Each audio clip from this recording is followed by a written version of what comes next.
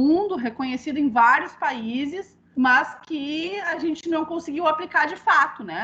Se criou o Fundo Nacional de Habitação de Interesse Social, que era uma pauta dos movimentos sociais, que debatia a questão da participação dos movimentos, da sociedade civil, dos governos, na aplicação dos recursos da política habitacional, né? Então, aí eu já coloco um ponto para o debate, que é a questão da participação popular na destinação dos recursos, né? E o Minha Casa Minha Vida, bom, em 2001 tivemos a aprovação do Estatuto da Cidade, em 2003 se criou o Ministério das Cidades, que foi bastante importante no sentido de ter um espaço no governo federal daí para discutir a questão das cidades, mas um ministério que foi totalmente, depois da saída do Olívio, né, foi capturado aí por quadros de direita que comandaram esse ministério. E quando aportado Minha Casa Minha Vida, depois de outras experiências em 2009, que construiu aí quase 3 milhões de moradias, foi um programa que veio no sentido de fomentar o desenvolvimento econômico, na verdade, né, a geração de empregos, e se colocou esse dinheiro todo na mão de construtoras, né, que acabaram procurando terras baratas na periferia das grandes cidades, empurrando as pessoas para cada vez mais na periferia, e não solucionou o déficit habitacional brasileiro. Nem na cidade de Porto Alegre, nem na cidade de Canoas e nem nenhuma cidade da região metropolitana ou do país. Por outro lado, o que foi ao longo do tempo realmente resolvendo o problema de moradia das pessoas, por incrível que pareça, foram as ocupações urbanas, que acabaram, por mais que precariamente, sob lutas, sobre bombas, sob bala de borracha, conseguiram assentar o mínimo de famílias em algumas áreas disputáveis aí da cidade, né? Só que nesse ponto de vista, o que aconteceu? Nós ficamos, durante todo esse tempo, praticamente ignorando a necessidade de investimentos em regularização fundiária, ou seja, reconhecer as partes da cidade, né, irregulares ou informais, né, para fazer parte da cidade, no sentido de aportar infraestrutura urbana, como vocês falaram ali, o saneamento básico, que é extremamente importante para a questão da saúde, né? Então, a gente liga muito a questão habitacional, os arquitetos, né? Com a questão da saúde, também aportar a questão do acesso à água, a questão da drenagem urbana, que vocês falaram, dessa questão dos alagamentos, né? E são todas obras de infraestrutura que precisam de um aporte de investimento, que precisam de um bom planejamento na cidade para que isso consiga chegar, de fato, até as pessoas que não têm essa disponibilidade. E isso, digamos assim, ficou mais evidente durante a pandemia, uma vez que nós precisávamos proteger a população de um vírus, e o combate a esse vírus se dava justamente através da água, né, lavando as mãos. Ele pode se disseminar pelo saneamento, pelas fezes, né? Então, contaminando aí todo esse processo do saneamento básico. Então, uma das questões que eu queria colocar aí seria a questão de um foco também nesse processo de regularização fundiária das comunidades que estão em áreas irregulares e sem acesso à infraestrutura, né? Eu acho que isso é bastante importante. Isso soluciona, digamos assim, de certa forma, o que a gente chama de déficit qualitativo, né? Quando a gente fala de déficit habitacional, a gente fala de dois tipos de déficit.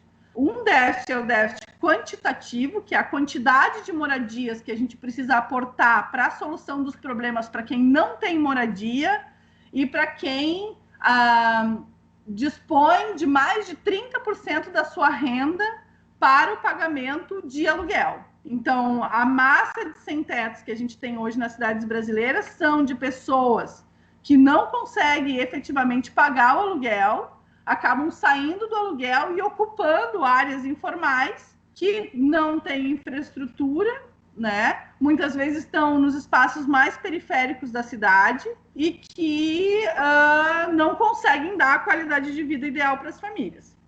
Mais do que isso, a gente tem, então, também o déficit qualitativo, que são as moradias precárias, né, que não têm acesso a um banheiro, que estão colocadas na coabitação, quando a gente chama que tem mais de uma família ou várias famílias que moram na mesma residência, né?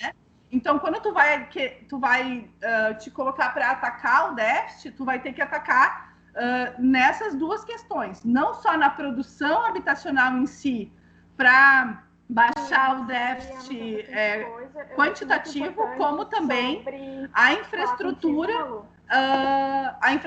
necessária para a questão do déficit qualitativo. Isso eu acho muito importante. A gente está em duas reuniões ao mesmo tempo aqui, daí eu estou me confundindo um pouco. As mulheres, elas não têm tanta essa informação. E também a gente pensar nessa questão do planejamento urbano de maneira geral, né? Eu infelizmente, foi meio em cima da hora e eu não pude fazer uma pesquisa mais aprofundada sobre a questão efetiva de Canoas, né? Como é que está a questão do plano diretor em Canoas, se ele tem que passar por uma revisão agora próxima, mas aqui em Porto Alegre, por exemplo, é um debate que está muito latente, né? De como envolver as populações na discussão sobre o planejamento urbano, que é bastante importante que as pessoas se apropriem das terminologias que possam estar apropriadas e preparadas para debater as questões que dizem respeito à cidade, uma vez que todos os cidadãos moram nela e precisam participar desse debate, né? Então, a gente tem discutido muito essa questão da educação para a cidade, né? Como é que a gente vai fazer com que os cidadãos possam participar dessas decisões em relação ao que está colocado, né? Um desafio muito grande que a gente tem é que, no que diz respeito ao planejamento da cidade, a gente costuma muito dizer, mas as cidades não têm planejamento, né? A cidade não é planejada. Na verdade, é um erro a gente pensar dessa forma, porque, se tu for ver, a cidade ela é planejada. A questão é que ela não é planejada por nós. Ela é planejada pela especulação imobiliária. Muitas vezes, se de um lado os movimentos sociais e a esquerda, de maneira geral, aporta ao plano diretor uma discussão mais a fundo sobre princípios, sobre teorias gerais, sobre o que seria uma cidade ideal para se viver, a especulação imobiliária ela está preocupada com o índice de aproveitamento, ela está preocupada com o zoneamento da cidade, ela está preocupada com questões da legislação que vão trazer um retorno econômico direto, né? E aí, nesse sentido, o que eu acho importante aportar num plano de governo é a questão da responsabilização dos grandes empreendimentos, né? A questão das contrapartidas, né? Que muitas vezes se colocam no sentido de que a construtora ou empreendedor que está fazendo uma grande obra acaba aportando as contrapartidas no próprio entorno desse empreendimento e faz com que esse recurso que deveria retornar à cidade, que deveria retornar aos cidadãos na construção de moradia popular, na questão dos projetos e execução de infraestrutura, acabam valorizando o seu próprio empreendimento no entorno, né?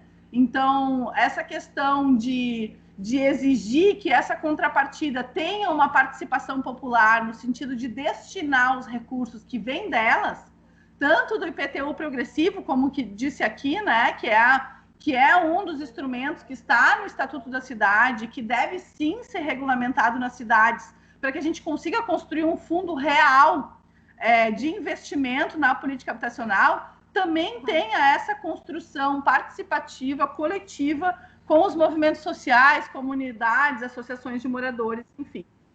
Outra questão que eu acho bastante importante e que a gente tem discutido muito, e aí agora eu estou falando da questão da moradia, mas eu estou falando também da questão da cidade, né? Porque são duas coisas que se perpassam, né?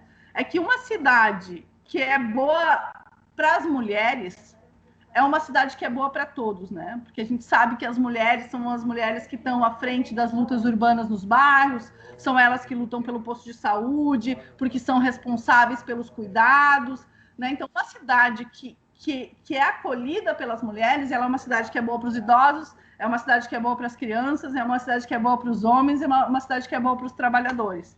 Então, eu acho que nós precisamos pensar também nos planos do PSOL para as prefeituras, medidas, vocês falaram ali da questão do meio-fio, né? Como é que a gente vai trabalhar a questão da iluminação pública para que as ruas fiquem mais seguras? Como é que a gente vai tratar a questão das muralhas, dos condomínios fechados, que tornam as calçadas inseguras, né? Como é que a gente vai criar legislações em relação, por exemplo, a lei geral da cidade que rege, por exemplo, tapumes das obras, né? Então, são todas questões, às vezes, muito pequenas, mas que impactam diretamente na vida das pessoas e, principalmente, na vida das mulheres, né?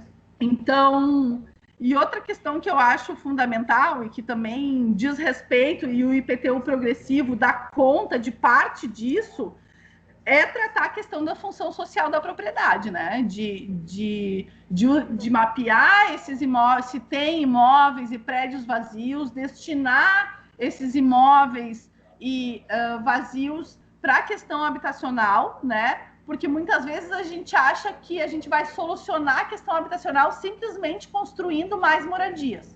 Uma vez que o Minha Casa Minha Vida, por exemplo, nos deu esse grande exemplo, que mais de 2 milhões de moradias foram construídas e elas não foram aportadas para as pessoas que realmente precisavam, né? Então, e na maioria das cidades, o número de imóveis vazios, muitas vezes, é maior do que o número do déficit.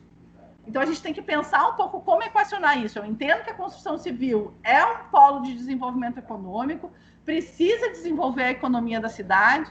Acho que a questão das cooperativas é bastante interessante no sentido de desenvolver a economia local, o protagonismo da população para efetivar essa questão das políticas públicas de habitação. Para além disso, e também fomenta a questão da auto-organização, né? Que é a emancipação humana, que é isso tudo que a gente quer que as pessoas se apropriem e participem desse debate, né? Outra questão, e aí eu vou voltar um pouco no início, que a gente estava falando sobre a regularização fundiária. Nós tivemos ao longo do tempo uma evolução das leis que tratam da questão da regularização fundiária. E recentemente, no governo Temer, se teve a aprovação da lei do REURB, que é uma lei que está sendo muito discutida. É uma lei contraditória, porque ela tem um objetivo quase que exclusivamente de colocar a terra no mercado, ou seja, viabiliza a regularização em áreas de APP, viabiliza a regularização de empreendimentos na Amazônia Legal, propõe a titulação dos assentamentos do MST, mas, por outro lado, hoje, judicialmente, é a única legislação que tem conseguido segurar os despejos forçados na cidade, no sentido de que facilita o processo de regularização das ocupações e dá ao município o total controle desse processo de regularização fundiária. Então, essa lei, na mão de um município mal intencionado, vai servir aos ricos, vai servir a quem tem dinheiro, mas, se bem aproveitado, é uma ferramenta que, uma vez regulamentada na lei da cidade, ela pode, sim, servir a classe trabalhadora e regularizar boa parte desses imóveis aí que hoje ainda podem ser ameaçados de despejo.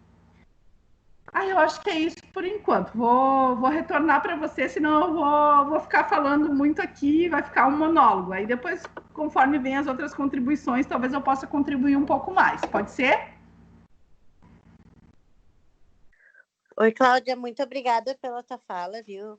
Bem esclarecedora. Vamos ouvir novamente, né? E também, se tu quiser mandar alguma sugestão depois por escrito, né? Não sei se chegaram a te enviar o plano, essa parte que eu li antes. Acho que está no mudo o teu microfone. Desculpa. Deu, agora sim. Eu não recebi ainda, mas se vocês me mandarem, eu posso sim contribuir por escrito, talvez ir aprofundando um pouco esses temas que eu falei. Então tá, eu posso te mandar então, fico de te mandar esse material então. Tá bom. Não sei se alguém quer fazer mais algum comentário sobre a fala da Cláudia, sobre a questão da habitação. Ô, Rê, quem Oi. sabe a gente abre para inscrição para quem quiser fazer propostas, né, Isso. de assuntos a serem abordados como temas para a gente discutir. Eu acho que só seria interessante colocar um teto para isso, para essas contribuições, porque depois a gente já tem que ir para o tema de transporte com o Carlos. Tudo Sim. bem? Sim, Eu tenho uma questão de ordem, Uhum. Assim, a gente não sabe, porque a habitação e o transporte, né, estão juntos hoje no mesmo tema. Eu acho que caberia a gente ouvir o que o Chimitão tem para nos falar, e aí depois a gente abre para as inscrições, porque daí provavelmente o Chimitão também vai agregar algum conhecimento em cima da questão da habitação e do transporte, e aí a gente pode abrir para os demais, então, para o que quiserem contribuir, e se faltar depois nas considerações finais, eles podem agregar mais alguma coisa, pode ser assim? Porque senão a gente abre agora para habitação, depois limita, né, abre para o Cláudio, para o Chimitão. Então, acho que é melhor fazer, os dois convidados falam e depois a gente abre para os demais que querem contribuir. Sim, Cleusa. Perfeito, Cleusa. Antes do Chimitão começar, eu vou ler aqui, que nem eu li a questão da habitação, vou ler o que a gente tem já de transporte, tá bom? Pode ser. Uhum. Então, o transporte, os meios de transporte público são fundamentais para garantir a mobilidade da população canoense, o acesso aos serviços públicos, aos locais de trabalho, de lazer, de cultura. Para isso, propomos criação de empresa pública de transporte urbano, reavaliação de contratos e licitações com a Sogal, ampliação das linhas e horários de ônibus e fiscalização de seu cumprimento, construção de uma política que viabilize o passe livre para estudantes e desempregados, priorização da mobilidade urbana em Canoas para os canoenses, construção de vias para substituição do uso de combustíveis fósseis por energias limpas, criação de ciclovias e estacionamentos seguros próximos às estações de trem e às grandes paradas de ônibus, para que os ciclistas deixem suas bicicletas nos momentos de trabalho, estudo, lazer, ou quando estiverem se deslocando com outros meios de transporte. É isso. Pode falar, Chimitão.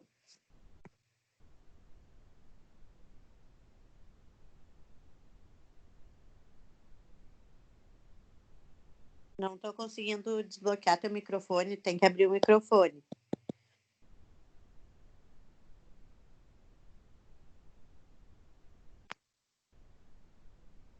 Estou conseguindo. Deu. Abriu e fechou. Abriu. Então, o negócio é o seguinte, eu acho. Eu acho que eu queria colocar uma coisa aqui anterior um pouco a qualquer discussão que a gente vai fazer sobre a cidade. Normalmente a gente tem o hábito de fazer, e está correto isso, um programa como esse que vocês estão colocando, né, agregado de um conjunto de conhecimentos que são esses que a Cláudia expressou aí. Mas eu acho que a gente tem que ver nesse contexto o que significa uma eleição municipal, tá? É muito diferente, quer dizer, muitas das coisas que estavam obscurecidas ou que são mistificadas aí, principalmente que dizem respeito ao direito da propriedade, né? A propriedade da terra, principalmente, que é um negócio que é um grande entrave no desenvolvimento urbano, elas vão estar expostas a serem colocadas em questão. Nesse momento, ficou muito claro, né, a partir da pandemia, que a questão ambiental, de modo geral, que na minha opinião, na sequência da pandemia, é o tema central, um dos temas, não o tema central, mas é um dos temas centrais do debate político, tá? Eu acho que tem uma projeção forte sobre a questão da cidade. Tá?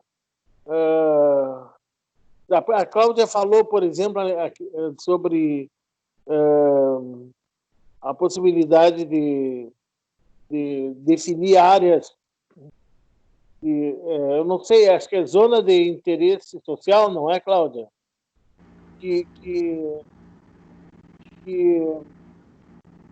são elementos que muitas vezes encontram dificuldade no próprio judiciário, né, que obstaculiza digamos, a possibilidade de ocupar áreas, etc., porque há essa contradição entre o direito da propriedade, né, e a função social da propriedade. Né? Eu acho que isso, nesse momento, é algo que assim não deve se furtar esse debate. Ele não deve ficar simplesmente... Né, eu acho que o plano, o programa que vocês apresentaram avança nesse sentido, e o que vai ser colocado pela direita vai ser que é inviável, que não tem recurso, que não tem o quê. Bom, aquilo que a gente sabe que é a argumentação desse pessoal. Eu acho que essa situação que a gente vive, ela abre um espaço muito grande em função do que essas contradições elas ficaram muito claras e explícitas. Vou dar um exemplo para vocês, uma coisa que me chamou a atenção, tá? Foi a questão do Fundeb. Tá? O Fundeb, havia toda uma articulação do governo Bolsonaro com o Centrão, no sentido de alterar o Fundeb, reduzir ou extinguir, eles não cogitavam, mas isso aí não teve espaço, inclusive no Centrão. O pessoal do Centrão é tudo menos burro. Tá? Eles viram que não tinha clima para isso. Tá? E como aconteceu com o Fundeb, eu acho que vai acontecer também no futuro imediato e de médio prazo, também com a questão do habitat em geral. Não falo assim. Quando eu falo em habitat, é algo mais que habitação, é a habitação e seu entorno, né? Sua articulação com o urbano. Tá? Então, o que eu queria dizer, tá, é que em suma, o que eu queria dizer é que a gente não deve, tá, a gente deve ser ousado nesse momento, porque existe espaço, não existe justificativa, né, para não colocar em questão, como fez a Cláudia aí, a questão os imóveis vazios que não são ocupados. E tem que ter uma forma, ou formas, pegando diversos elementos, para que isso seja ocupado ou seja inviável para os proprietários manter esses imóveis para especulação imobiliária. Tá? Aí eu acho assim, que é esse elemento de conjuntural associado a uma questão que já foi colocado aí, da participação popular, que deve ser digamos, o elemento principal da gente procurar alterar essa situação, né? Em função desses dois déficits, qualitativo e quantitativo, do ponto de vista habitacional, e também a questão ambiental, porque quando a gente trata da questão do saneamento, está tratando da questão ambiental, né? Isso aí, para nós, eu acho que é muito importante.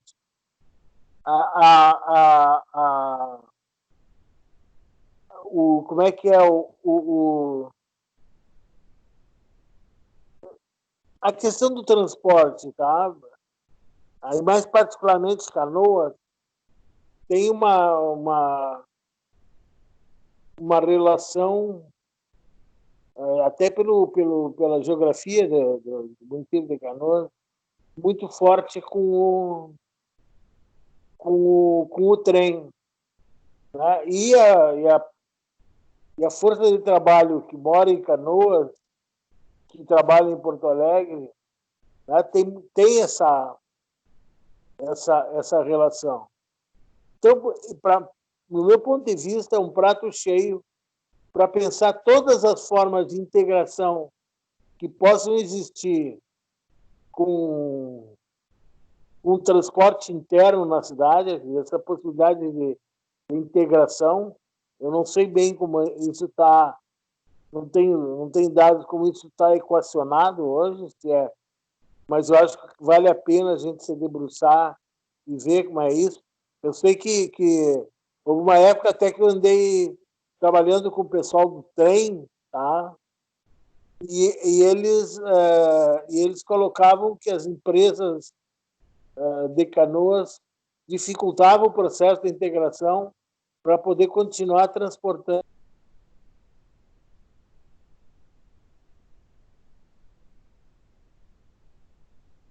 É uma coisa que está cada vez mais, digamos, sendo pensada e assumida pela população, que é a questão da bicicleta.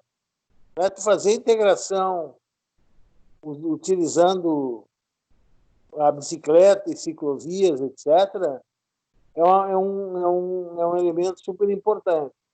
Outra questão central, tá, que vocês estão colocando aí, eu acho, é a municipalização.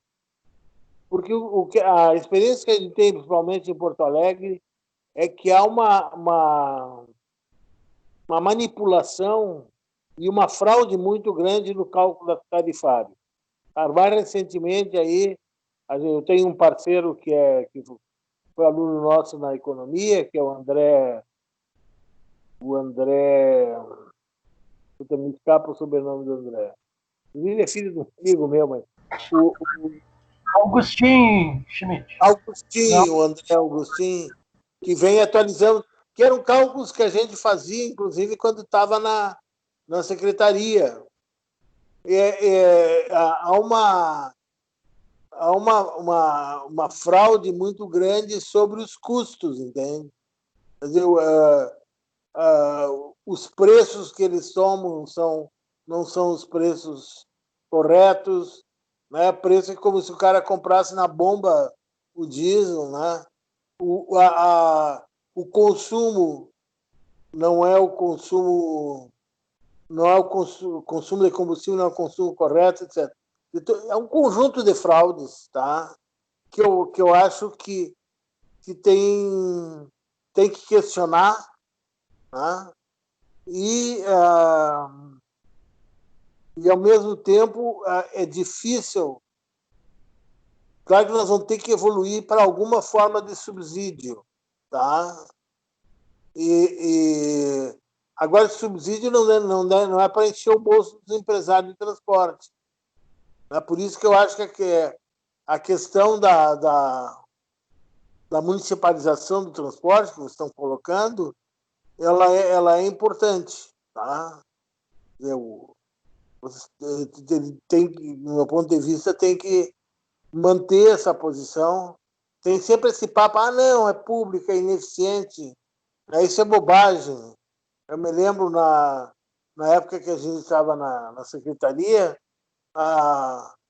a Carris era a empresa mais eficiente. E aí, para que a empresa seja eficiente, é importante que tenha a participação dos trabalhadores na gestão, né? Dos usuários também, porque mesmo que a gente não vai defender a municipalização para virar uma empresa, né, que atenda só os interesses corporativos dos trabalhadores, né? E claro que dê condições de trabalho, mas não ser uma empresa capturada por interesses daqueles que operam, né? Principalmente a hierarquia da empresa. Então, eu acho assim que o que vocês colocaram está correto. Eu daria ênfase na questão da integração, tá? Isso aí é interessante ver, até pela experiência de vocês, né? O cara que mora em tal lugar e quer pegar o trem e tem dificuldade. Como é que é isso, né? Isso aí vocês podem... Claro que existem pesquisas que a gente chama de origem e destino, que colocam isso de uma forma mais científica, mas existe muito daquele sentimento que as pessoas têm da ineficiência, né, do transporte coletivo.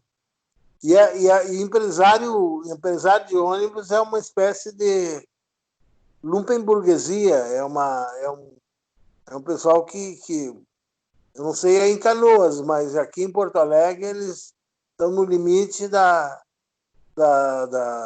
digamos, da organização criminosa, né? Os caras procuram capturar e não sei como é que é o sistema de controle aí. Em Porto Alegre, os caras, durante os 5 anos, eles não cumpriram as metas, tá? O que era exigido em 5 itens. Nenhuma empresa cumpriu, entende? Então, os caras sonegam ônibus, eles tentam procurar tirar o máximo possível, né, daquilo que digamos, seria o funcionamento adequado, né? Eu também para o transporte, eu já falei, né? Eu acho que a questão de uma gestão participativa é fundamental do ponto de vista, né? Eu acho que, aliás, isso a gente pode pensar em todas as áreas, na saúde, na educação, etc. Isso aí é um elemento que a gente deve resgatar. Outra coisa que eu acho que a gente tem que colocar e discutir na nossa campanha, porque sem isso nós não vamos acabar com essa concentração de recursos que existe no âmbito federal, é a questão da reforma tributária. E não é essa reforma do governo, que é simplesmente alterar algumas questões, recriar a CPMF, esse tipo de coisa. Tem que ser uma reforma tributária amplamente progressiva. Daí, digamos, os recursos adicionais, por exemplo, de imposto sobre fortunas, etc. e tal, tá? Isso poderia reforçar de uma forma correta e também num volume adequado, né, o orçamento municipal. A gente não tem como resolver simplesmente com o quadro tributário que a gente tem. Tem questões que dá para avançar na progressividade, né, que é nos imóveis vazios, né, utilizados para especulação imobiliária, ou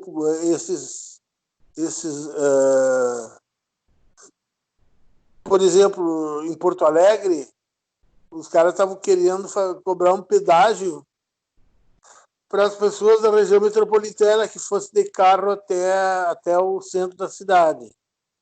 A ideia de limitar o acesso do carro privado, para mim, não deveria se restringir à região metropolitana. Eles não querem confrontar os eleitores deles aqui.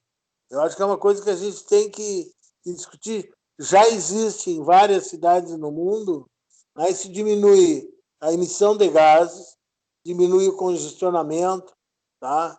Eu não sei como é que é o problema aí em Canoas em termos de circulação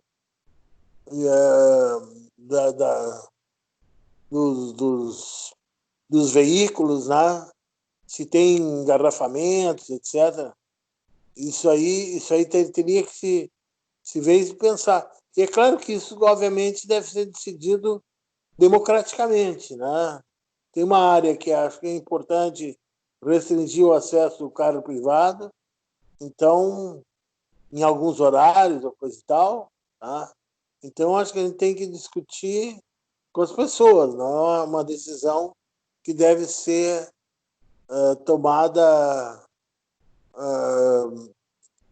como monopólio dos políticos ou dos técnicos mesmo. Não. Tem que ser uma decisão participativa. Em resumo, mais ou menos, é isso que eu queria colocar. Queria enfatizar que nós não podemos ver essa eleição como sendo as outras eleições que a gente falava, inversão de prioridade, todo um conjunto de coisas que eu acho importante, e essa que vocês estão colocando, mas ir além, né? Não, a questão habitacional tem que ser resolvida, a questão do saneamento é incontornável, entende? Então, não dá para aceitar mais a falta de recursos, esse tipo de coisa, não. Tem que ter. E é possível, eu não vou me estender aqui como economista, tá? Apareceu agora, né, a possibilidade de o que a gente chamaria de imprimir moeda, nem é imprimir porque a moeda é muito virtual, né? Tu criar moeda, né? Ao mesmo tempo também que tu implementa uma reforma tributária progressiva, que aqui no Brasil é um escândalo, né? A maneira como a carga tributária é distribuída. Ela não é baixa, mas ela é extremamente mal distribuída. É isso. Obrigado. Obrigada. Eu acho que a nossa... Obrigada mesmo. A Renata voltou, quer continuar coordenando, teve um probleminha com as meninas. A nossa secretária é de Gêmeas, e aí deu uma saída, mas voltou. Pode continuar, Renata? Senão, a gente assume aqui. Vamos pedir, então, abertas as inscrições. Eu quero me inscrever. Então, se inscreve no chat e vamos... Quem é que controla o tempo aí? Janaína, pode fazer isso? Oi? Tem um problema com a rede aqui. Ah, tá. Posso sim. Então tá, a Janaína controla o tempo e Renata, tu quer assumir a coordenação? Já estava começou? Pode assumir ou tu prefere que eu... Oi? Tanto faz, se tu quiser continuar, tanto faz por mim. Pode continuar. Não, tu que sabe, porque só ia assumir porque a gente sabe que tu tem as meninas, né, que daí precisou de uma saída aí, mas se quiser, o posto é teu. Hoje tu coordena, então. Pode continuar, Cleusa, pode continuar. Então tá. Vamos abrir as inscrições, então. Eu estou inscrito ali, Cleusa. Então tá. Vamos ver quem é o primeiro, então. Espera aí. Deixa eu dar uma olhadinha aqui no chat. A Janaína estava inscrita também. Não sei quem escreveu primeiro. Vamos ver quem é o primeiro. Ô, pessoal, são 3 minutos. Com 2 minutos eu aviso. Falta 1 minuto, tá bom? Tá, o Roberto é o primeiro. Poder concluir. Não, é o John é o primeiro. O Elvis. O Elvis depois o Roberto. Então tá, boa noite a todos, em especial nossos convidados, a Cláudia e ao meu ex-professor da URGS, Chimitão, colega, né, economista. Então a primeira pergunta vai para a Cláudia, assim, eu queria saber, Cláudia, duas coisas. Uma, como é que foi, se tu tens alguma referência em relação ao processo que foi um processo histórico de ocupação do Guajuviras em Canoas, né? Como é que se deu esse processo à época, né, em 84, se eu não me engano, porque ele foi um referencial assim para toda a região, né? E em segundo lugar, tu pudesse falar um pouco sobre os movimentos políticos que estão envolvidos dentro desta questão das ocupações e, se ainda possível, a diferenciação entre os métodos de encaminhamento, de faz a ocupação, né? Que diferencia basicamente os principais movimentos aqui no Brasil, no Rio Grande do Sul, especialmente, né?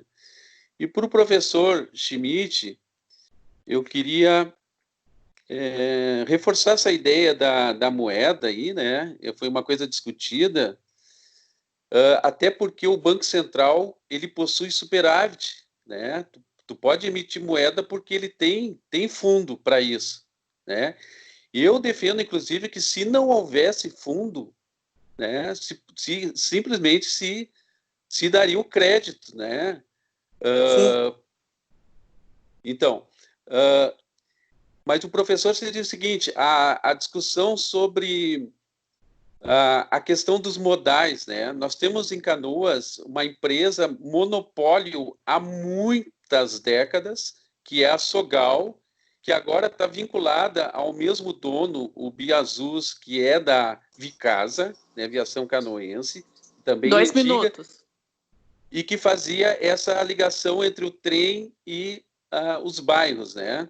A tarifa subiu muito em Canoas, ela ficou assim cara, né? Os horários não cumpridos, é incrível isso, né? Então a empresa pública viria nesse sentido.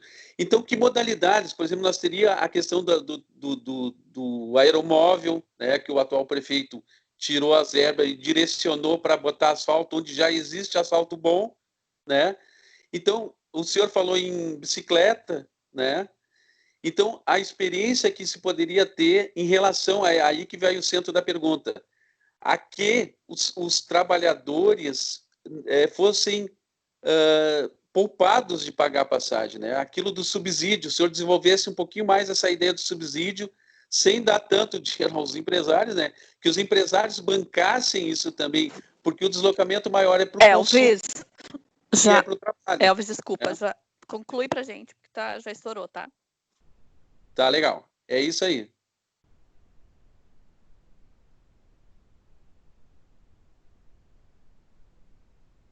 Roberto, posso falar? Só para pegar o gancho, então, primeiro dar uma boa noite aí para os convidados, aí para a Cláudia e para o Chintão aí. Uma honra estar revendo aí o meu professor aí da economia. Estivemos aí na banca, Chintão aí, bem importante para mim, para minha formação. Mas para pegar esse gancho aí do Elvis, aí o que eu queria colocar é o seguinte: será que a gente não poderia caminhar assim para uma proposta de passe livre universal e discutir um fundo que financie o transporte coletivo? Porque eu imagino assim, quem é que pega o transporte coletivo? As pessoas com um poder aquisitivo maior não pegam um transporte coletivo. E por que não essas pessoas não poderiam ajudar a financiar o transporte coletivo, uma vez que elas estariam sendo beneficiadas, na medida que a gente poderia ter menos carros nas ruas? Então, é uma proposta que pode beneficiar a pessoa que anda de carro, porque mais pessoas estariam andando de ônibus. Então, eu acredito que essa questão do transporte, a melhor saída para nós seria essa, é a solução através de um fundo a gente iria buscar isso no setor empresarial, né, os trabalhadores de alguma forma também ajudando, mas que no final das contas seria passe livre, ninguém pagaria diretamente, né? Seria uma noção como imposto indireto, né? Todos estariam pagando, mas não diretamente ali para um cobrador ou coisa do tipo. Então, discutir melhor essa questão de um fundo para financiamento de transporte. E na questão da moradia, para a Cláudia, eu gostaria de questionar a questão do modelo de habitação, porque eu acho que ela colocou muito bem que as cidades elas são planejadas, mas não pela classe trabalhadora ou nem por pessoas que defendem um modelo socialista. Então, são cidades capitalistas, né, voltadas à produção, a toda essa questão da mercadoria. Então, eu queria questionar, como seria um projeto de habitação socialista? Será que a gente poderia falar alguma coisa nesse sentido? E, para concluir, a gente estava discutindo muito no governo Lula, quando o Olívio estava no Ministério das Cidades, a reforma urbana. Será que não tem como a gente linkar esses modelos de habitação com uma reforma urbana e agrária? Porque eu também estou pensando assim que uma reforma urbana ela talvez não teria como acontecer de fato sem uma reforma agrária acontecendo juntamente. Canoas é um exemplo. Canoas é uma cidade de mais de quase 500 mil de habitantes e uma área territorial muito pequena. Então a gente não tem, digamos, se a gente quiser espalhar essas pessoas, a gente não tem como espalhar elas, por exemplo, em Canoas. A gente dependeria de uma reforma urbana e agrária num contexto mais geral, talvez envolvendo região metropolitana ou estado. Eu queria que desenvolvesse um pouco mais. Conclui, Roberto. Obrigado.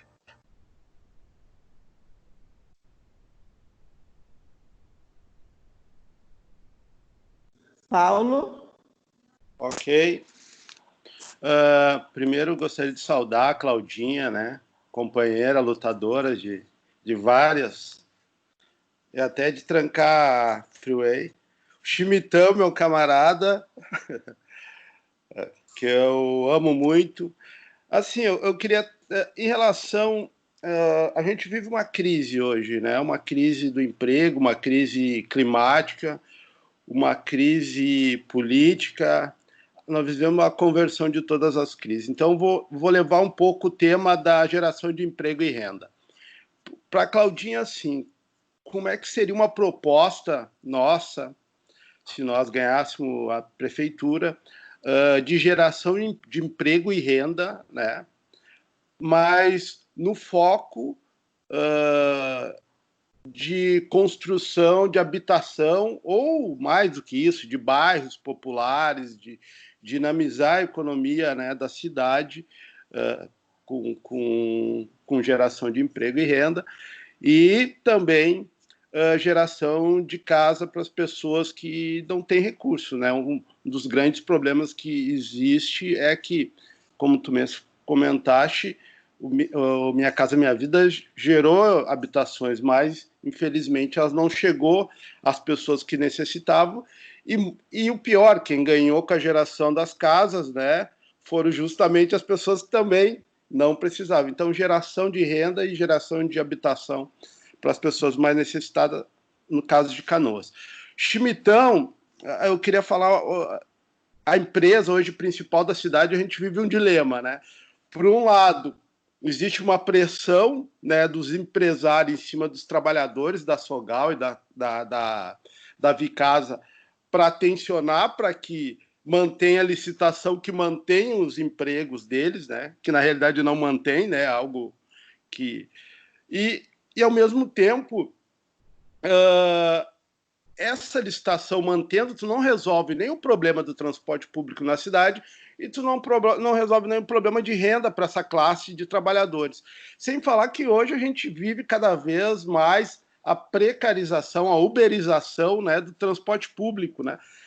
O transporte público tem migrado para os aplicativos, tem migrado para os trabalhadores de teleentrega, Então, como é que a gente constrói uma proposta onde é que também a gente pense em geração de emprego e renda para esses profissionais específicos, né? Lógico, dinamizando o modal, né, distribuindo isso. Acho que a experiência lá de Amsterdã, da cidade das bicicletas, né, onde tem aqueles bicicletários lá e todo mundo anda de bicicleta, é algo interessante. Eu acho que Canoas teria um potencial para isso. Mas o principal é isso: como é que a gente gera renda, tira da mão da Sogal a exploração desse modal, né, e também não causa desemprego, né, para a grande maior parte dos trabalhadores do transporte. Isso aí. Beijão para os dois. Obrigado. Então, eu estou inscrita. Antes de fazer minha fala, eu queria combinar com vocês, assim, que na minha fala, quem quiser se inscrever, se inscreva, para a gente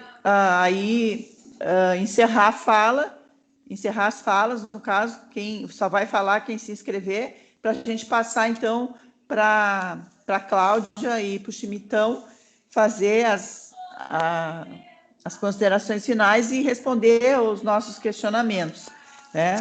Então, eu queria começar a minha fala dizendo de que, na questão da habitação, nós temos já um marco regulatório, né? Eu acho que tem que colocar em prática, né, o Estatuto das Cidades, né?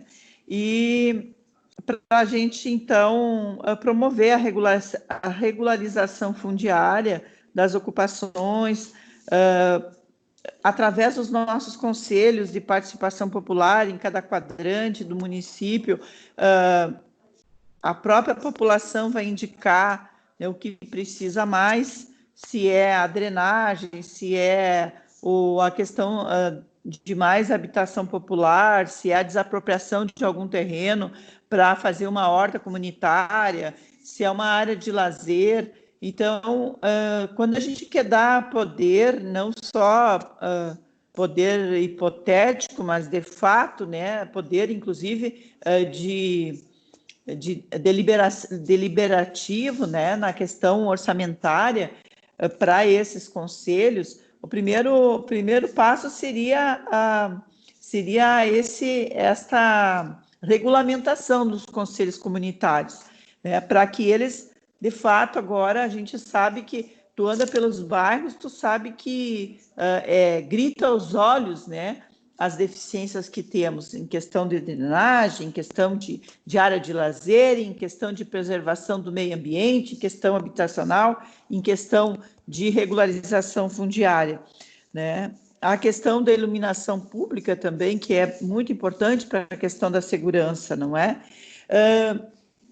E a questão, então, das cooperativas, a mesma participação popular na deliberação, a importância das cooperativas, né, da mútua ajuda, que é uma escola também de solidariedade, né, que é isso que a gente se propõe, né, um partido para fazer diferença, fazer a mudança. Então, a implementação das cooperativas.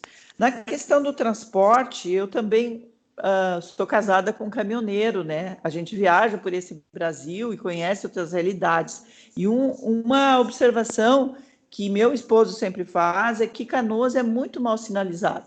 A pessoa que vem de fora e vai procurar um endereço não encontra, né? Hoje está mais facilitado por causa que nós temos os localizadores, né? O Waze, o Maps, mas é muito difícil, não tem sinalização. É muito fácil, e é seguido a gente encontra pessoas que param e perguntam informação. Uma pessoa que vem de fora pergunta informação. Então, a sinalização.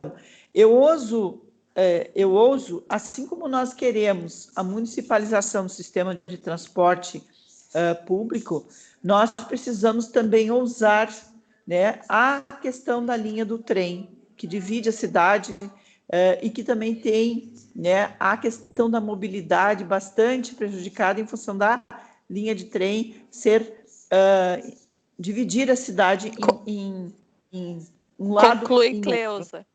Então, nós temos que ousar ou fazer suspenso ou subterrâneo para que ali nós possamos fazer áreas de lazer, ciclovias, tão importantes, né, nesta época que a gente vive, onde a população precisa tanto, né, de sanidade mental, porque o lazer tem que ter a vida em primeiro lugar, né? Então, depois da pandemia, nós temos que ter uma sociedade diferente, e estamos apostando nisso, tá? Então, obrigada mesmo por vocês terem vindo e ter despertado em nós a nossa capacidade de sonhar com uma cidade melhor, mais bonita, com mais mobilidade, onde as pessoas estejam mais satisfeitas. Estourou, Cleusa! E eu não falo pouco, né? Obrigada. Vamos ver quem está inscrito. Eu me inscrevi, não sei se mais alguém. Agora, depois de mim, eu me inscrevo, depois é o John, não, é tu mesmo, é o nosso candidato a prefeito, o Pablo, depois a Gisele. E aí a gente encerra e passa daí para a Cláudia e para o Chimitão. Primeiro, candidato, só para corrigir, né? Pré-candidato. É pré-candidato, verdade. Isso. Primeiro, pedir desculpa que eu tive um problema com meu filho, né? Questão de correria também, para poder buscá-lo. E acabei me atrasando, e daí no trânsito não tinha sinal para durante o trânsito. Mas, enfim, tudo resolvido. E então tenho tarefa aí de escutar o áudio gravado aí anterior um pouco, principalmente da Cláudia. Eu escutei ela fazendo a live dela em Guaíba, né? Via que ela tinha se preparado muito bem a questão de Guaíba lá, com todos os dados sobre Guaíba. Então, acho que deve ter, né? Tem um pouco disso também aqui para Canoas, né? Sei da capacidade que a Cláudia faz aí e leva a sério o trabalho, né, social da questão da habitação. Então, vai ser bastante coisa para a gente poder acumular, a nos ajudar aí. Também o professor Chimitão, nosso professor querido, né, nosso histórico lutador, nosso quartista, né, nosso militante aí da quarta histórico, professor Carlos Schmidt, né, nosso querido, né, nosso coração, assim, nosso militante histórico, né, e falando sobre a questão do transporte, que contribuiu já muito conosco, já em outros momentos do plano também já havia contribuído conosco sobre a questão do transporte. Mas a gente está muito, e daí para o Chimitão, queria falar, Chimitão, a gente está muito na ideia de resgatar aquele projeto de tarifa zero, né, de transporte público, de tarifa zero, de como constituir a questão da taxa coletiva de transporte, que todos possam contribuir e financiar o transporte não pelo passageiro, mas sim pelo custo da manutenção do ônibus, do motorista, enfim, né? E não não o custo passageiro, e sim o custo da viagem em si, né? E do processo. Como que a gente pode pensar isso? A gente está muito com aqueles grupos, inclusive a Luísa Orondina tentou.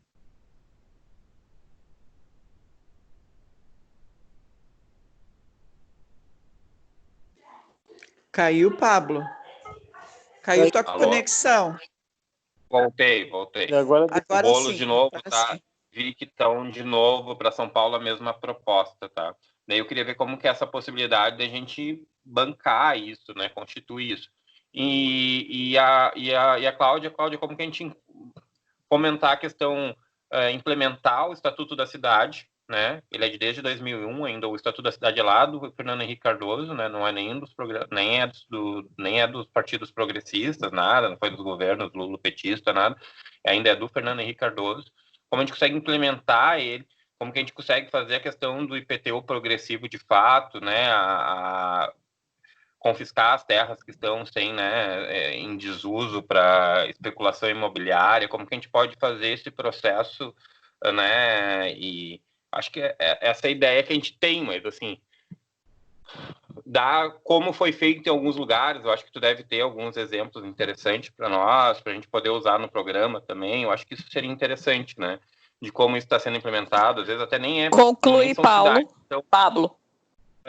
Progressistas assim, mas já fazem isso, né? A questão de desapropriação, de utilização social da propriedade e os equipamentos, né? Como a questão de também ter uma cidade com equipamentos públicos, culturais, de educação, coisa, né? Que não seja só uma cidade de dormitório, né? Só de habitação pela habitação, né? A gente quer mais do que habitação, a gente quer lazer, cultura, a gente quer tudo, né?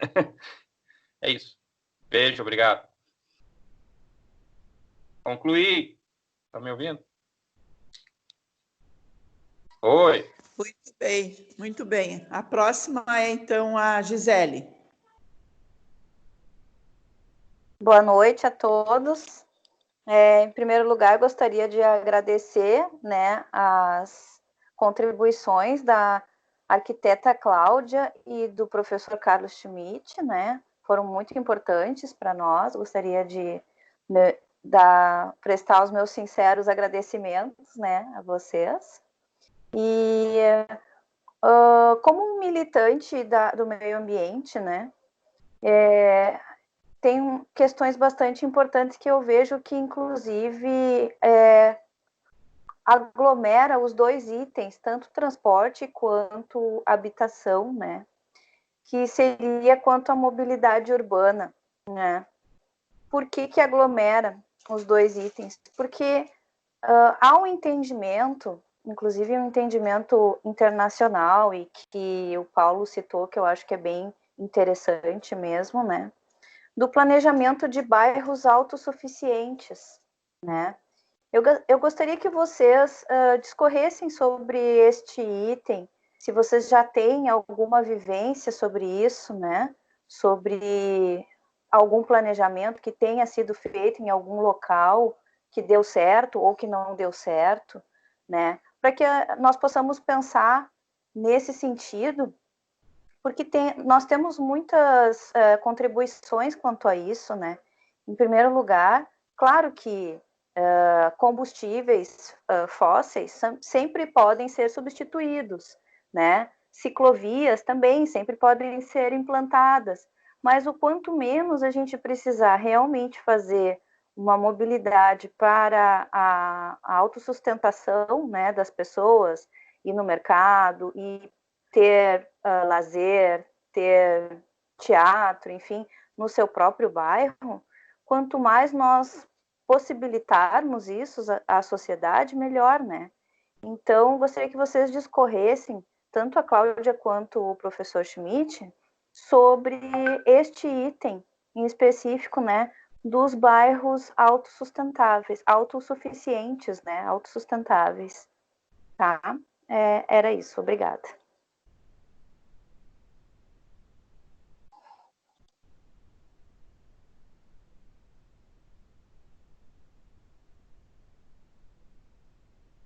Obrigada, Gisele. Então, vou passar para a Cláudia para responder, acho que não tem mais ninguém inscrito, né? Responder os questionamentos e fazer as considerações finais dela. É toda a tua palavra. Acho que as considerações finais deixa para depois, só responde, daí o Schmittão responde e depois fazem as considerações finais, pode ser? Tá, ok. Pode ser. Gente, foram muitas colocações, tá? Eu espero conseguir, pelo menos, dar uma pincelada em cada uma, mas desde já peço desculpas se eu não responder alguma ou me perder aqui, tá? Mas eu vou tentar. Vou começar lá pela questão do Guajuviras, né? Obviamente que eu não conheço a experiência de fato, assim, eu sou... E peço desculpas também por já pedir na minha fala inicial por não ter conseguido ter tempo de fazer essa pesquisa sobre Canoas. Talvez se a gente tivesse mais tempo, eu teria conseguido trazer mais dados.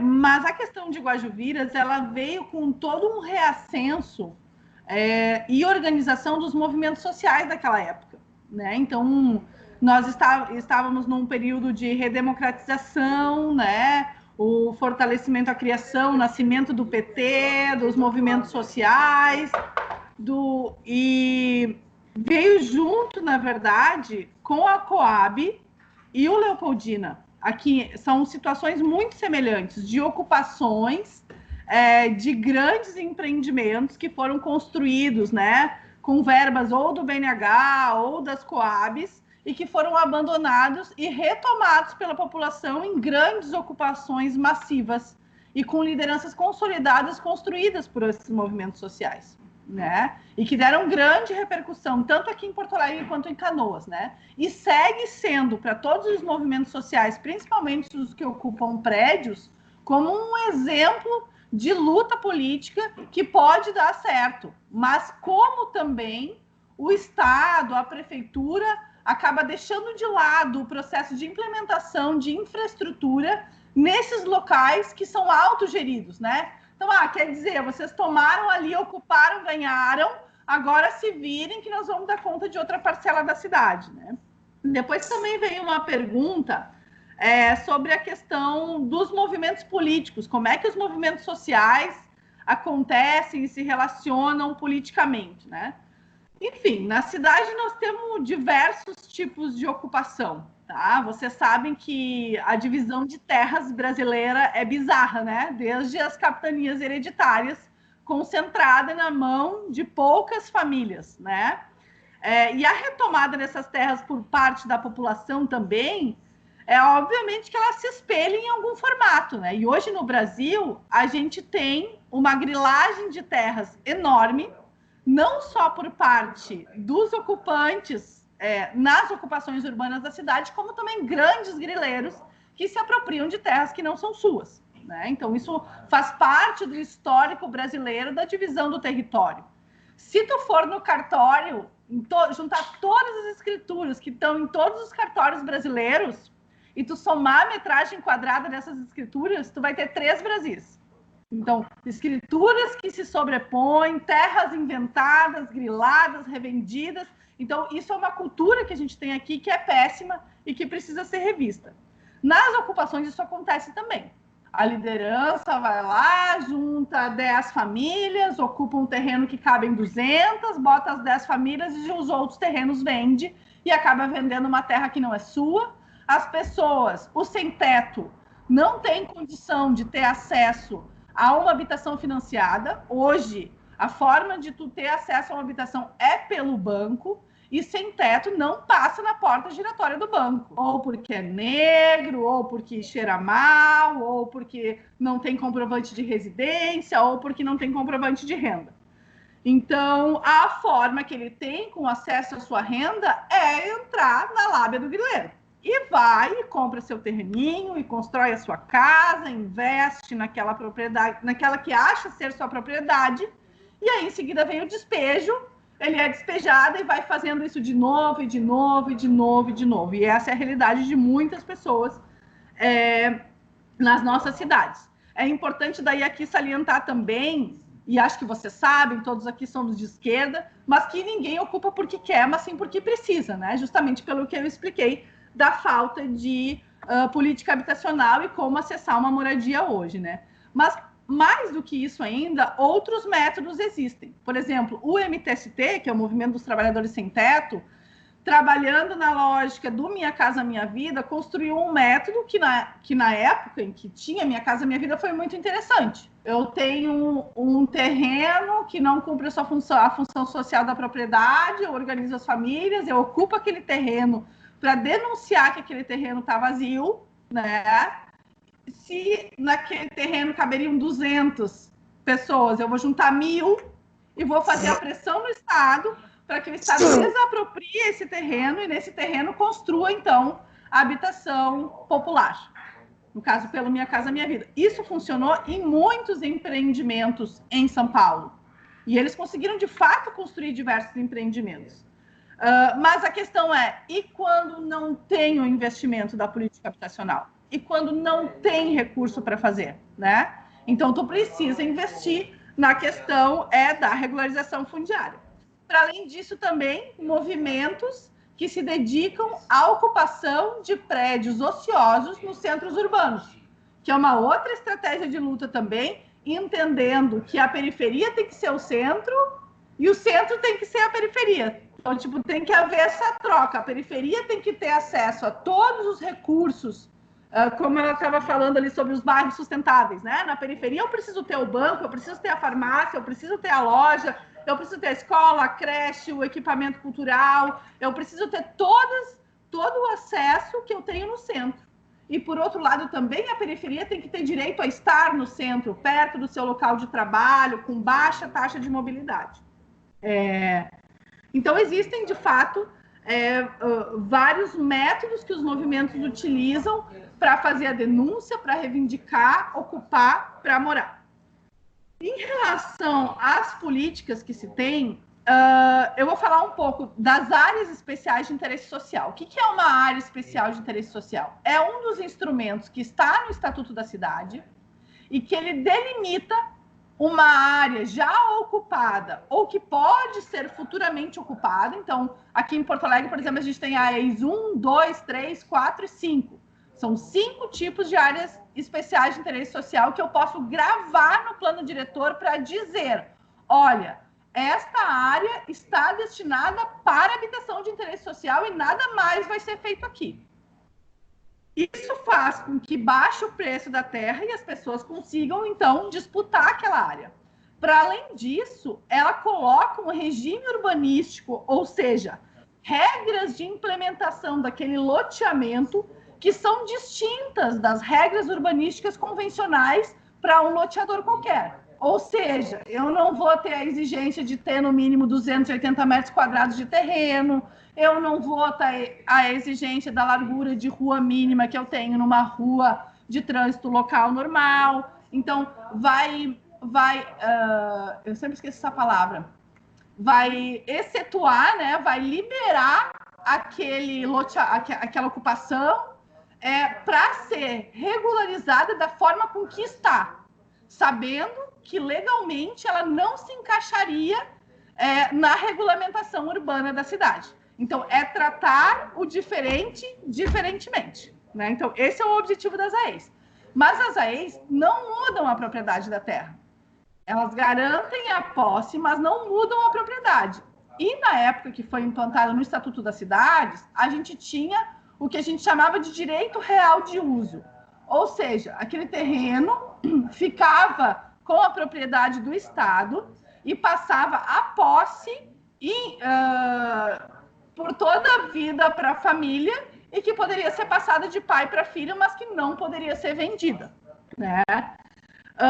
Infelizmente, ao longo do tempo, o direito real de uso ele deixou de ter a força que tinha, né? E hoje, como eu falei, a gente tem as interpretações que estão colocadas no que eu falei antes, que é a lei do REURB, que foi aprovada no governo Temer, que é a lei 13.465, que ela tem qual objetivo? Dar a propriedade da terra às famílias, ou seja, escriturar os lotes e colocar terra no mercado, né? Então, assim, dá a possibilidade da pessoa ter acesso à sua escritura, sua propriedade, e ela pode, com isso, fazer o que ela quiser, inclusive vender a um grande empreendimento, né? Com o que a gente chama de despejo branco, né? Que é aquele que tu dá a propriedade para todo mundo, aí vai uma empresa, vai lá, oferece um preço mínimo por aquele terreno, a família vende e volta a ocupar em outro lugar. No entanto, também garante que se possa regularizar, e aí ela flexibiliza várias coisas. Flexibiliza, por exemplo, áreas de APP, flexibiliza a questão da documentação cartorial. O cartório não se mete na regularização, isso é um avanço, porque todos os processos de regularização fundiária sempre pararam no cartório, o cartório nunca queria registrar as coisas, era muito caro para as famílias. E a REURB se divide em duas questões. É a REURB-S, que é a REURB social, que daí a prefeitura de cada cidade determina qual é o limite de renda para esse REURB-S, não está na lei, mas regulamentando na cidade é que vai se definir. E aí no REURB-S tu vai ter direito a todos os projetos feitos pela prefeitura, nenhum custo cartorial, enfim, uma série de processos que estão aí. E o REURB-E, que é o REURB especial, que é tudo que não é S. Ou seja, aí vai entrar a regularização das mansões nas ilhas, vai entrar a regularização da mansão no topo de morro, daquela área toda ocupada pela alta burguesia em Brasília, da Amazônia, tudo isso que eu falei antes. Para além disso, também os processos dos loteamentos convencionais, que aí são loteamentos feitos por loteadores que têm que seguir toda a regra urbanística da legislação municipal e que precisam aportar aí para o município também contrapartidas no sentido de área verde, área institucional e todas essas questões. Bom, sobre a questão da reforma urbana e a reforma agrária, eu vou falar sobre isso junto com a questão do Estatuto da Cidade, né? Como implementar. É regulamentar a lei, colocar ela no plano diretor, na legislação da cidade e aplicá-la. Para fazer isso, o que a gente precisa fazer? É enfrentar a questão da propriedade. E enfrentar a questão da propriedade é uma questão de educação também. Lembra que eu falei na minha fala inicial essa questão da educação para a cidade? Hoje o cidadão acha que porque ele tem uma matrícula onde tem o seu nome e o tamanho da sua área, ele é proprietário desta área, independente se ele usa ou não. Na nossa Constituição Federal diz que toda propriedade precisa cumprir a sua função social. Então, se essa área não está cumprindo a função social, tem que taxar IPTU nela.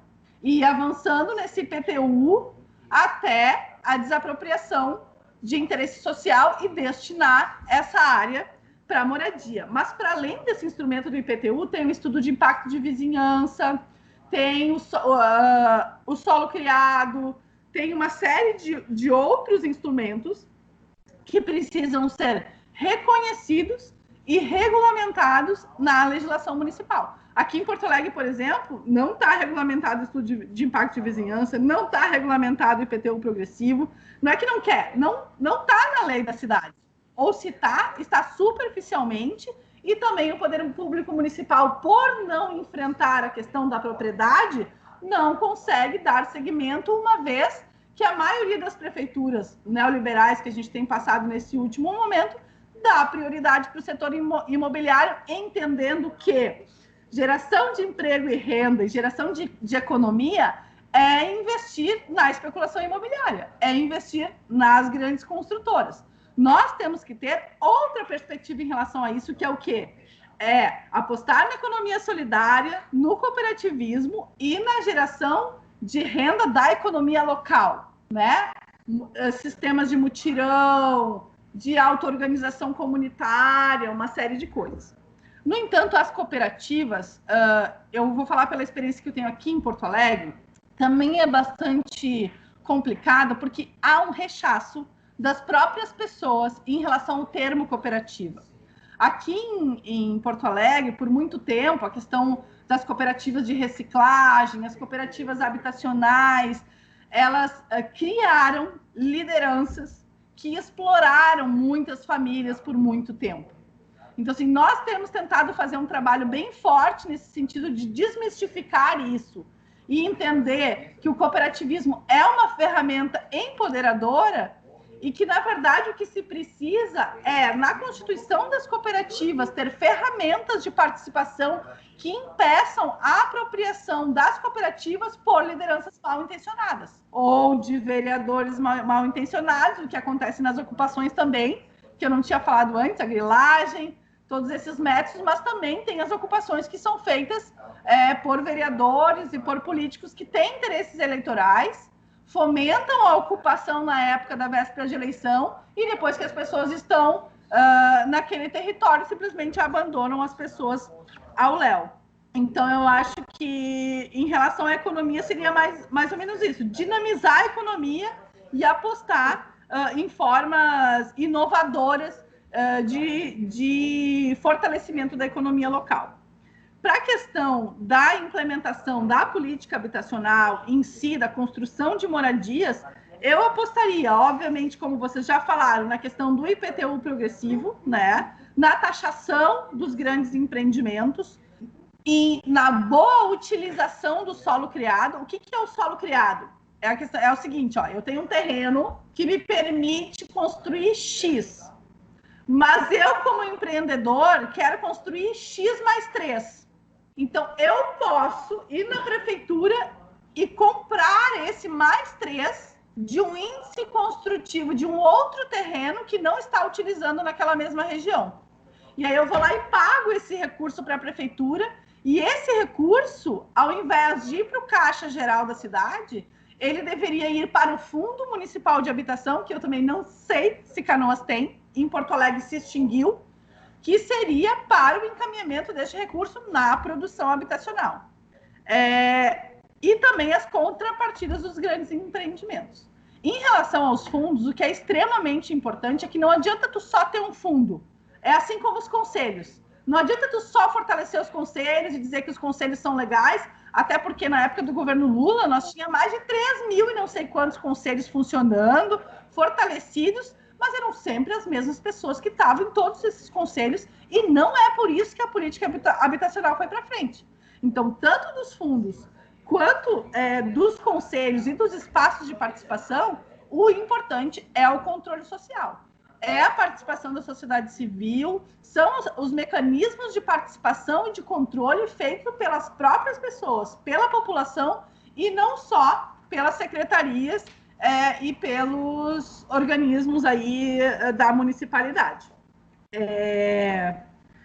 Não sei se eu passei por tudo. Em relação aos bairros sustentáveis, eu acho que também está dentro disso, né? Fomentar a economia local, né? E esse debate que a gente tem feito muito na pandemia, que é em relação à questão da cidade compacta, né? Nós, arquitetos, defendemos que a cidade precisa se desenvolver e se fortalecer nos espaços onde já há infraestrutura. Por isso que a gente odeia terreno vazio aonde há infraestrutura. E isso sim tem que ser combatido, porque se a prefeitura colocou, tem lá esgoto, tem lá asfalto, tem lá rede pluvial, tem lá iluminação pública, então é lá que a gente tem que construir para que as pessoas fiquem nos locais onde há infraestrutura, e não ir jogando as pessoas para cada vez mais longe, cada vez mais para a periferia, onerando inclusive o poder público de levar a infraestrutura até esses locais. Porque por onde essa infraestrutura vai passar, vai valorizar todos esses terrenos. Ou seja, esse é uma necessidade da especulação imobiliária, que as pessoas vão para longe, que as prefeituras levem a infraestrutura para lá e que todos esses terrenos, nesse percurso, sejam valorizados, e esse valor, né, ativo da propriedade privada entre para o bolso das grandes construtoras e dos capitalistas. Não sei se respondi tudo, fiquei até sem ar. Mas acho que é isso, e continuo à disposição para responder qualquer coisa. Obrigada. Muito bom. Vamos passar para o Carlos, então, professor Carlos Schmidt. Todo mundo conhece como Chimitão. Então, para responder as perguntas e depois para as considerações finais. Alô? Oi? Professor Carlos? Professor Carlos? Abriu agora? Abriu agora? Agora abriu. Abriu. Eu estou ouvindo. Fique à vontade. Então, Alô?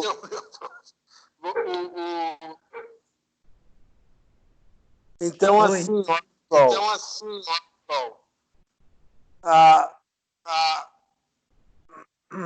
começar pela questão. A questão do emprego é uma questão ampla, mas a gente uma coisa, tem como evitar o eco aí que está acontecendo, ou não tem jeito? Tá, acho que agora parou. Parou, Schmittão. Parou, tá. Então, a questão do emprego que o Paulo falou, tá? Eu acho assim, ó, a questão do emprego é uma questão mais geral, macroeconômica, etc., mas também tem uma dimensão local. E eu acho que a gente tem que enfatizar, né, na defesa do nosso programa, que como nós temos um conjunto de propostas de obras públicas na área de saneamento, na área de habitação, etc., isso tudo vai repercutir em emprego. Né? Tem uma que a gente chama uma sinergia entre uma política estatal ativa, né? Numa série de domínios e a geração do emprego. Tá? Alguém, eu acho que foi, não sei se foi o Elvis ou alguém colocou sobre essa questão dos recursos da moeda. Eu não sei se vocês viram que na pandemia aí apareceu o dinheiro. Tá? Não tinha, o Estado não tinha, etc., e apareceu. O negócio é o seguinte, tá? Os neoliberais, que a gente lá na academia chama de ortodoxo, eles tendem a negar esse tipo de postura no sentido de criar dinheiro, né? Porque eles se baseiam num negócio que se chama teoria quantitativa da moeda e dizem que vai gerar inflação. A gente tem uma outra visão da inflação. A inflação existe quando há tensão entre oferta e demanda. E isso não está acontecendo agora porque a demanda está muito baixa, né? As pessoas estão muito sem dinheiro. Isso já é anterior aí à pandemia. A crise já estava colocando essa questão. Aí uma parte dos liberais inventaram o que eles chamam de nova teoria monetária, tá? Que é essa história de criar moeda. Na realidade, eles se baseiam em coisas que a gente defendia há muito tempo, que a gente, os heterodoxos, os que não são liberais, já defendiam há muito tempo. Requentaram nossas propostas, tá? E aí tem várias formas de fazer isso. Por exemplo, o Bresser Pereira, ele diz assim, não, o Tesouro pode comprar do Banco Central, tá? Pode vender, não comprar, vender títulos para o Banco Central, tá? Então pega 1 trilhão de reais de títulos e aí o Banco Central, como é do próprio governo, bota uma taxa de juros bem baixa, etc. e tal, e condições de pagamento a perder de vista, né?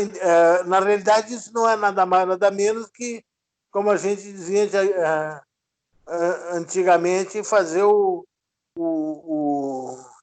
a impressão de moeda. Hoje já não é mais impressão, é tudo virtual. A impressão de moeda a funcionar, né? E claro que isso tem que ser dosado de maneira tal para que não haja esse processo de desajuste entre oferta e demanda, e aí provoca inflação. Tá? Mas o que eu quero, no final, no frigir dos ovos, que eu quero colocar, que não há dificuldade, tá? Para produzir a moeda necessária para implementar todo esse conjunto de medidas. Tá? Isso aí é uma questão ideológica, inclusive. Tá? Claro que você deve acompanhar essa questão de utilizar essa moeda criada com uma reforma tributária, né, que daí sim distribua a carga tributária, né, para aqueles que têm maiores condições de pagá-la, né? E aqui no Brasil é uma coisa fantástica, né? O que é essa desigualdade de renda, né, que permitiria esse tipo digamos, de progressão tributária, né, e até a redução em determinados dos impostos indiretos, por exemplo, ICMS, etc., para aliviar o peso do tributo sobre a maior parte das pessoas. Tá? O Gisele, a questão ambiental, tá? Ela está, no meu entender, ela está no cerne, tá, da nossa proposta. A gente sempre tem que fazer associação. Por exemplo, eu até, antes da pandemia, estava formulando um projeto para ser implementado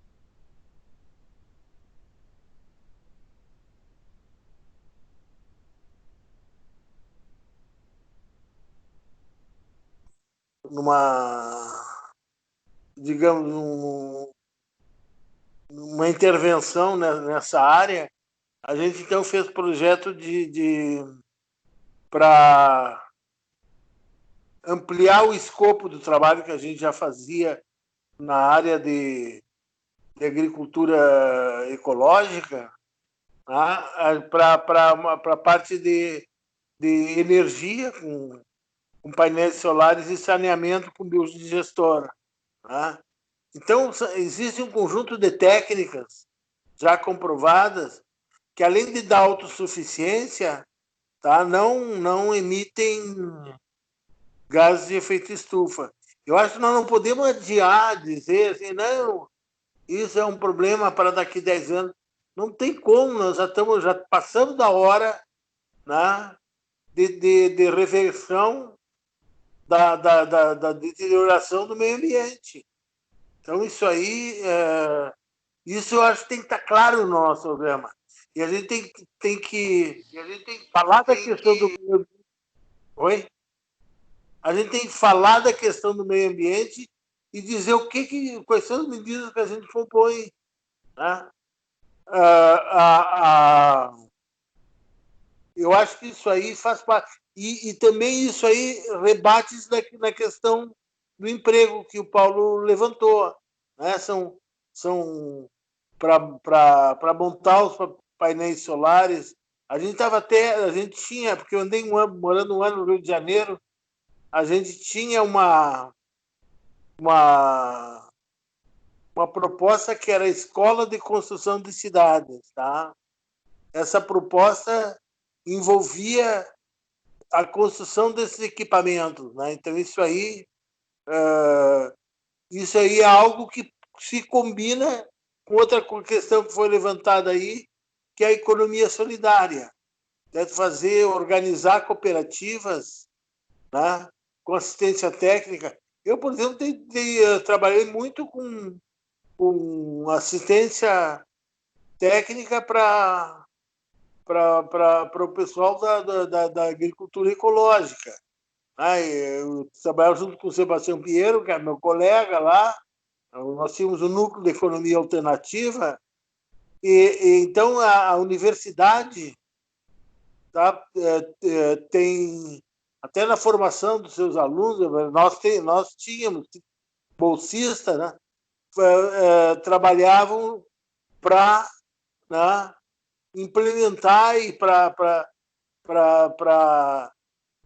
ajudar a constituir os grupos de uma forma autogestionária. Detalhe, assim, né, eu me lembro que a gente participava de algumas reuniões, tá? E nós não tínhamos direito a voto. Nosso papel era de suporte técnico e político, né? De levantar questões, etc. e tal, ou trabalhar com determinadas questões técnicas. Então, assim, eu acredito muito que a economia solidária, tá, é algo que a gente deve incluir no nosso programa, tá? Principalmente nessas áreas aí de construção da cidade, né? Eu acho que o Pablo que falou da tarifa.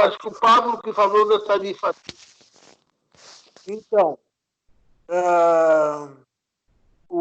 primeiro, não tem sentido no transporte público a concorrência. É aquilo que a gente chama de monopólio natural. A concorrência só vai atrapalhar, porque ela vai no sentido oposto do planejamento, né? Então, o que a gente precisa é digamos, é um monopólio, né, com participação dos trabalhadores e dos usuários, né? E a tarifa zero, eu acho difícil que a gente consiga, no âmbito do município, conseguir todos os meios de financiamento. Tá? Por isso que eu associo isso também a uma reforma tributária, né? Que possa financiar o subsídio. Na Argentina, na época do governo peronista anterior, lá da Cristina Kirchner, tinha subsídio para o transporte urbano em Buenos Aires. Tá? Não era zero, mas tinha um subsídio significativo, era muito mais barato que aqui. Tá? Agora a gente tem como colocar isso como desejável, né?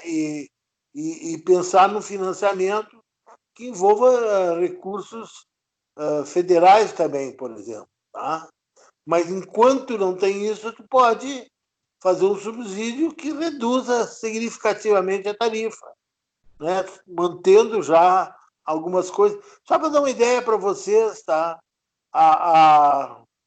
Se for pensar em Porto Alegre, comparar com a inflação, o crescimento do preço da passagem, não existe a meia tarifa de estudante. Ela é equivalente a algum tempo atrás à tarifa inteira. E a tarifa inteira é o dobro do que era de algum tempo atrás, entende? Houve um crescimento tarifário superior à inflação.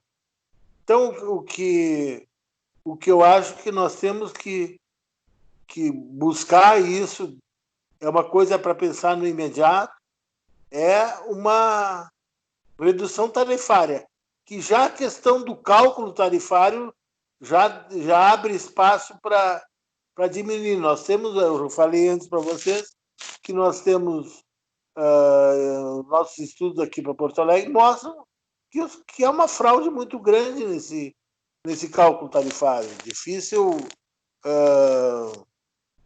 É difícil tu pegar algum item do custo que não seja fraudado, né? Por exemplo, o consumo de diesel não é o que eles dizem que é o consumo de diesel, entende? O preço que eles têm acesso para o diesel não é o preço real, e por aí vai.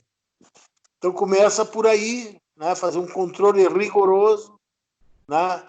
E eu acho que essa palavra de ordem que vocês já definiram aí no programa de municipalização, eu acho que é importante, né? Porque aí fica mais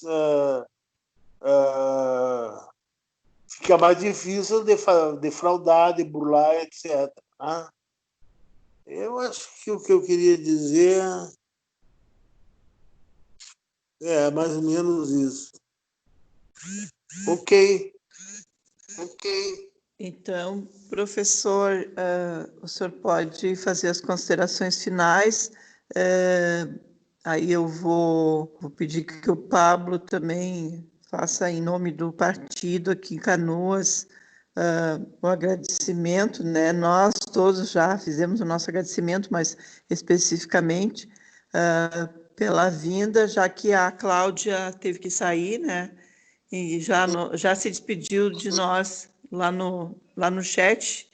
Então, só ficou então o professor Carlos para nós fazer as nossas despedidas e o nosso agradecimento. Então, por favor. Não, então assim, ó. Tem como evitar o. Oi? Então. Eu tenho eu já tinha preparado para essa discussão de eleição municipal. Um pouco aquilo que eu Desliga o microfone, Cleusa. Ok? Parou, eu acho. Então, eu vou mandar esse material para vocês, então. Porque digamos, a ideia desse material não é pegar o que vocês fizeram, que é um programa, etc., mas seriam termos de referência para o programa, né? Contextualizar essa eleição, que eu acho que é importante, né? Eu acho que nós temos espaço para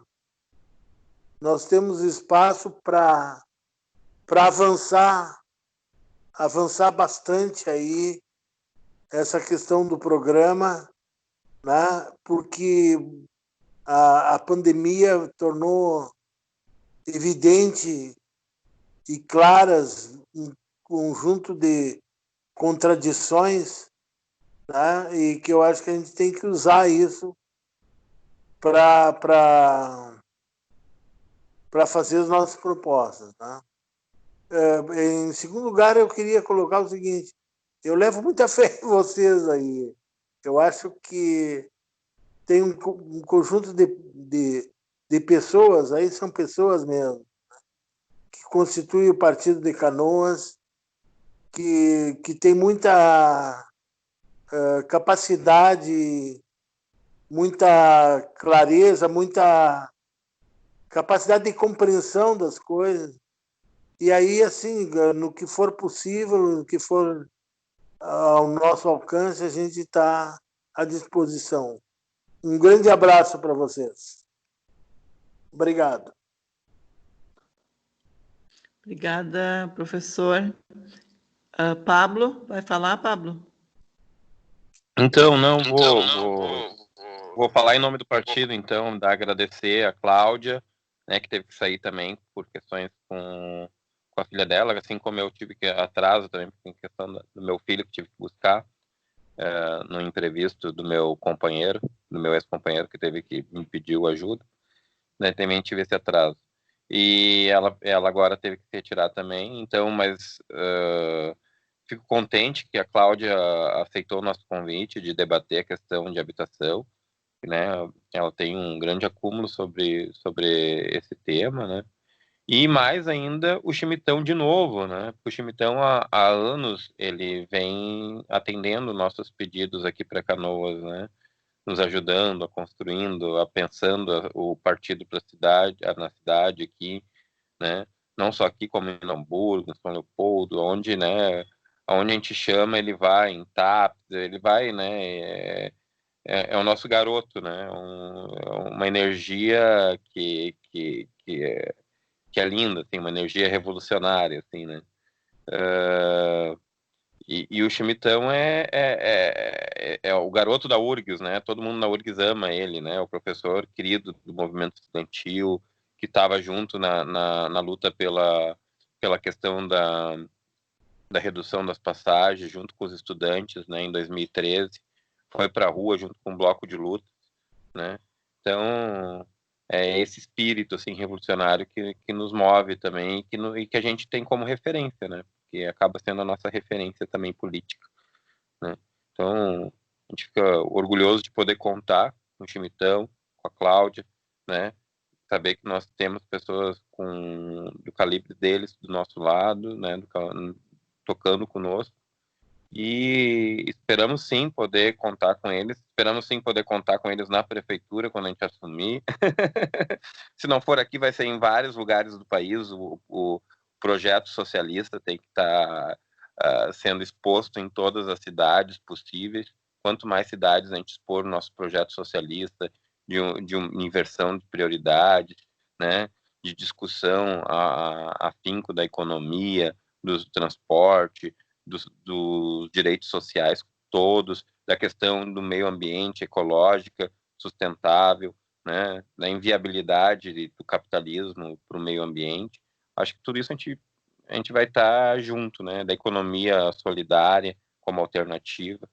E muito obrigado, assim, em nome do partido, em nome do pessoal. Hoje eu estou fazendo essa tarefa de estar representando esse projeto, mas esse não é um projeto meu, não, é um projeto de muitos. E muitos, inclusive, muitos como da Cláudia, como do Chimitão, de outros que já foram. Esse sonho socialista a gente está tentando, no mínimo, ser alternativa e demonstrar que podemos, né? Demonstrar que estamos aí, que temos, se fizemos críticas, mas fizemos críticas e demonstramos alternativas. Não sei se vou conseguir cumprir da melhor forma possível, mas a gente vai se esforçar, né?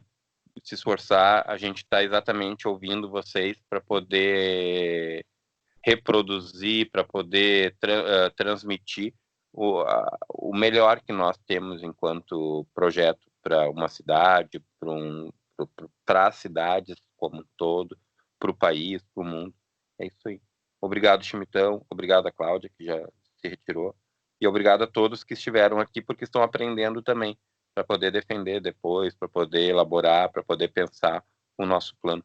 E a gente está aí fazendo esses diálogos. A escolha nossa é não fazer live neste momento, e sim reuniões, para a gente poder trocar, ouvir, conversar. Claro que neste momento a gente preferiu mais ouvir hoje o Chimitão e a Cláudia, por serem vocês dois extremamente importantes nesse tema, mas no geral a gente faz essas discussões no Meet, aqui no Skype, para poder conversar, trocar e depois construir, né, pensar esse plano aí para nós. Obrigado, Chimitão. Obrigada, foi muito bom. Obrigada e boa noite. Obrigada a todos. Boa noite. Boa noite. Boa noite. Boa noite, pessoal. Boa noite, Vamos à luta. pessoal. Boa noite. Boa noite. Foi muito bom. Boa noite. Boa noite. Boa It's noite. now, né? It's now. Boa noite. Boa noite. Boa noite, Chimitão, queridão. Tem que apertar ali o desligar, Chimitão, na tela do computador, ali do seu celular ou do computador, não sei o que tá. Oi, Pablo. Oi. Eu vou apertar também aqui, deixa eu ver como Eu que também. faz. Tchau.